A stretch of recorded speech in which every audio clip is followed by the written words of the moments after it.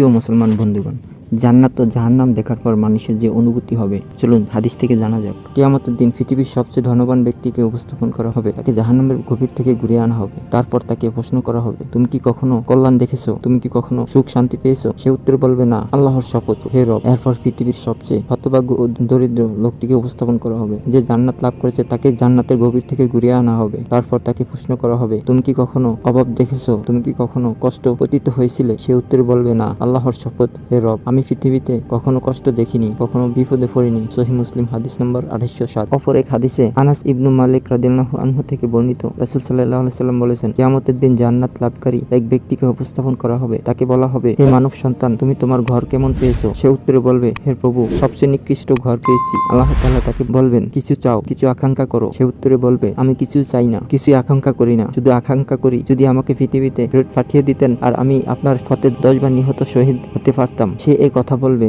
যখন জান্নাতের শহীদদের মর্যাদা দেখতে পাবে। এরপর জাহান্নামীদের থেকে এক ব্যক্তিকে উপস্থাপন করা হবে। তাকে বলা হবে, হে মানব সন্তান, তোমার ঠিকানা কেমন পেয়েছো? সে বলবে, সবচেয়ে নিকৃষ্ট স্থান পেয়েছি। তাকে প্রশ্ন করা হবে, পৃথিবী পরিমাণ স্বর্ণ খরচ করলেও তুমি কি এই অবস্থান মুক্তি কামনা করবে? সে বলবে, হ্যাঁ, হে প্রভু। আল্লাহ বলবেন, তুমি মিথ্যা বলেছো। জাহান্নাম থেকে মুক্তির বিনিময়ে তোমার কাছে এর চেয়ে অনেক কম ও অনেক সহজ বিষয় চাওয়া হয়েছিল, তাই তুমি পারোনি। এরপর তাকে আবার জাহান্নামে ফেরত পাঠানো হবে। হাদিস নম্বর 13162। এই হাদিস থেকে বোঝা যায়, একজন জান্নাতি ব্যক্তি পৃথিবীর কোনো কিছু আকাঙ্ক্ষা করে না, শুধু আল্লাহর পথে যুদ্ধ করে নিহত হওয়ার কামনা করবে। কারণ সে যখন কিয়ামতের দিন শহীদদের অভাবনীয় মর্যাদা দেখবে, তখন এটা ছাড়া আর কিছু কামনা করবে না। এই হাদিসের মাধ্যমে আমরা আল্লাহর পথে যুদ্ধ করে শহীদ হওয়ার ফজিলত ও মর্যাদা জানতে পারলাম। জাহান্নাম থেকে মুক্তি ও জান্নাত লাভ করার জন্য চেষ্টা প্রচেষ্টা করা খুব কঠিন কাজ নয়।